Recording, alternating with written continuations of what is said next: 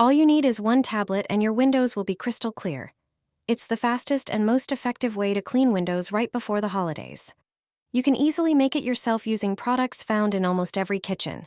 Take a large bowl and drop in one tablet. Pour in about 3 quarts of warm water and stir until the tablet is fully dissolved.